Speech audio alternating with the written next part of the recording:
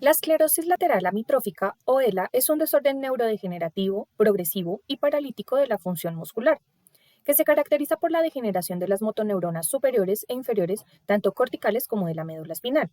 Como sabemos, las motoneuronas son responsables de transmitir los mensajes desde el cerebro y la médula espinal hasta los músculos del cuerpo, lo que permite el movimiento voluntario de los músculos. Las características de esta enfermedad es la muerte de las motoneuronas, como se dijo anteriormente, de la corteza motora y de la médula espinal. Es un proceso neuroinflamatorio que provoca una proliferación de las astroglías, las microglías y las células oligodendrogliales. En las motoneuronas superiores se va a observar rigidez muscular y espasticidad.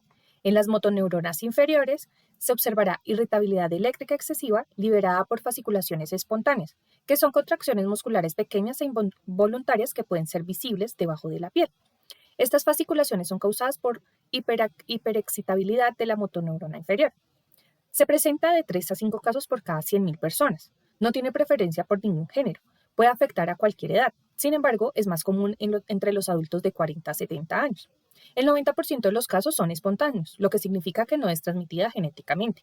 El otro 10% de los casos se consideran familiares. De estos, el 20% son debido a mutaciones de la enzima antioxidante cobre-zinc, superóxido, dismutasa. Ciertos factores ambientales y ocupacionales, como la exposición a metales pesados, el tabaquismo y el traumatismo craneal, han sido asociados en algunos estudios con un mayor riesgo de desarrollar el ELA. La mayoría de los pacientes mueren de 2 a 5 años después de ser diagnosticados por fallo respiratorio. Como causas tenemos por estrés oxidativo, factores genéticos, excitotoxicidad por glutamato, daño mitocondrial, defectos en el transporte axonal o un daño causado por los astrocitos o la apoptosis. Sin embargo, tras 140 años desde su primera descripción, la etiopatogenia de la ELA sigue siendo poco clara, pues esta se divide en forma familiar y en forma esporádica, y pues ambas implican la degeneración de neuronas motoras. Se cree que esta decadencia es un proceso focal que afecta tanto a la neurona motora superior como a la neuromotora inferior, avanzando de manera independiente antes de juntarse, siendo así, en algunos casos de la forma familiar, la causa exacta pues sigue siendo desconocida. En el factor ambiental tenemos el tabaquismo, pues se cree que este podría ser un factor de riesgo, aunque pues la evidencia es muy poca. La exposición a pesticidas, la actividad física intensa como el fútbol profesional, el trauma cráneoencefálico, la contaminación del agua y la ubicación geográfica.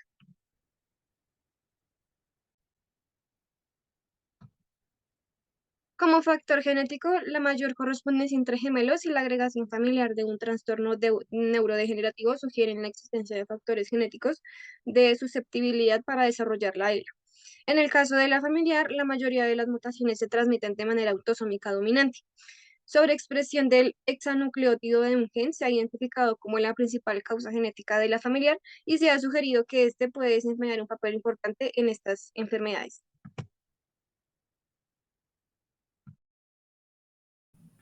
Clasificación del ELA. Primero tenemos clasificación por tipos, que se divide en dos, que es la ELA esporádica, la forma más común que representa aproximadamente el 90 al 95% de los casos, no tiene una causa genética clara. El otro es ELA familiar, que representa alrededor del 5 al 10% de los casos y está vinculada a mutaciones genéticas heredadas. Luego tenemos la clasificación por patrones de afectación, que es la vulvar, afecta inicialmente a los músculos involucrados del habla, la deglución y la respiración, y la espinal, que comienza con la debilidad y atrofia de los músculos de las extremidades. Evaluación de la ELA. La evaluación de la ELA se realiza mediante varias herramientas y criterios. El primero es historial clínica y exámenes físicos. El segundo es la electromiografía, que es la prueba que evalúa la actividad eléctrica de los músculos y puede detectar disfunción neuromuscular específica del ELA. Tercero, estudios de conducción nerviosa, evaluación de la velocidad y fuerzas de los impulsos eléctricos a través de los nervios, ayudando a distinguir el ELA de otras enfermedades neuromusculares. Resonancia magnética, utilizada para detectar otras afecciones neurológicas que podrían imitar los mismos síntomas del ELA. Quinto, análisis del líquido cefalorraquídeo puede ayudar a detectar otras enfermedades del sistema nervioso central. Pruebas genéticas recomendadas en casos de la familiar para identificar mutaciones genéticas específicas. Por último, tenemos las escalas de evaluación funcional, que miden la progresión de la enfermedad y evalúa la capacidad funcional del paciente en actividades cotidianas como el habla, la deglución y la movilidad. La evaluación respiratoria, que son las pruebas como la capacidad vital forzada y la gasometría arterial para evaluar la función respiratoria, ya que la insuficiencia respiratoria es una causa común en la mortalidad del ELA. En cuanto a la fisiopatología, tenemos primeramente el estrés oxidativo, que básicamente es una alteración o una mutación en el gen SOD1 que afecta a la enzima superóxido dismutasa tipo 1. Esto genera un aumento en los radicales perjudiciales que afecta a las proteínas de las mitocondrias y al ADN, lo que se va a ver reflejado principalmente en el sistema nervioso central. Por otro lado, tenemos la excitotoxicidad, que básicamente es la muerte neuronal a causa de entrada excesiva de calcio a la célula.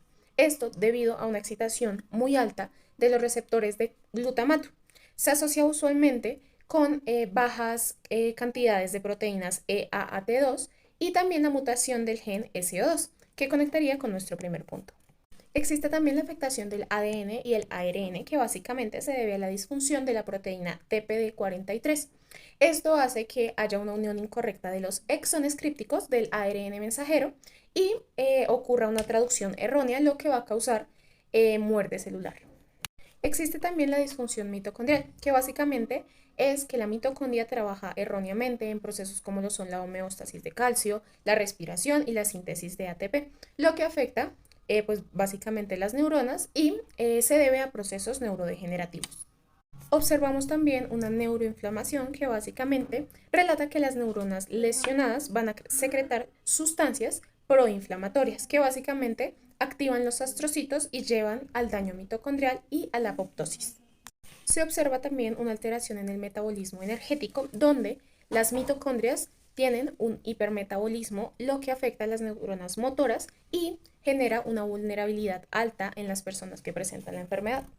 Por último, pero no menos importante, observamos cierto nivel de atrofismo en el músculo esquelético.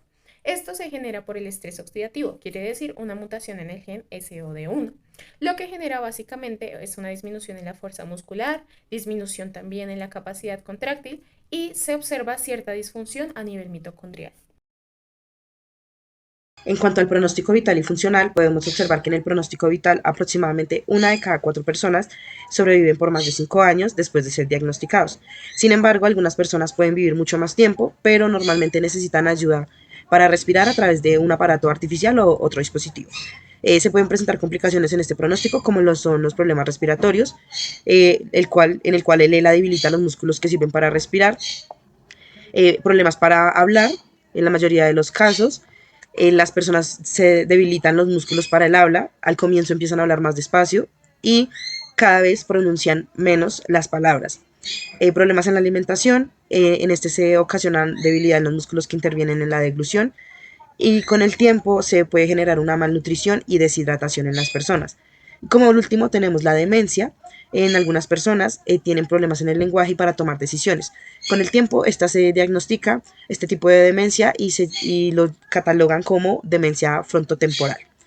Este pronóstico se puede ver afectado por 3 factores que pueden ser la edad de inicio, la forma de la enfermedad y la salud en general. En cuanto al pronóstico funcional, podemos observar complicaciones como lo son la pérdida de capacidad para cuidar de sí mismos, la neumonía, la insuficiencia pulmonar, las úlceras de decúbito y la pérdida de peso. La esclerosis lateral amiotrófica es una enfermedad progresiva, lo que quiere decir que los síntomas van a empeorar con el tiempo y su tasa de progresión varía de una persona a otra. Los factores que nos afectan el pronóstico funcional son la de inicio, nuevamente, la forma de la enfermedad que afecta a los músculos que controlan el habla, la deglución y la respiración y suelen tener un mayor impacto en la función que otras formas. La salud general son las personas con buena salud general al momento del diagnóstico tienden a mantener su función por más tiempo que las que tienen otras afectaciones médicas. Y existen unas escalas para medir esta función, que son una de las más comunes, es la escala funcional revisada de esclerosis lateral amiotrófica, que sus siglas son ALSFRS, que es una escala que evalúa la capacidad de una persona para realizar 12 tareas. en las cuales se incluyen caminar, hablar, comer, respirar, etcétera. Signos clínicos. Uno de los primeros signos clínicos de la esclerosis lateral amiotrófica es la debilidad muscular. Esta debilidad suele comenzar en las extremidades como las manos o los pies y puede progresar a los brazos, las piernas, el tronco y los músculos utilizados para tragar y respirar. Esta debilidad se debe a la muerte de las neuronas motoras superiores e inferiores que envían señales a los músculos. Otro signo común es la atrofia muscular, que es la pérdida de masa muscular. La atrofia se observa más frecuentemente en los músculos que se debilitan primero.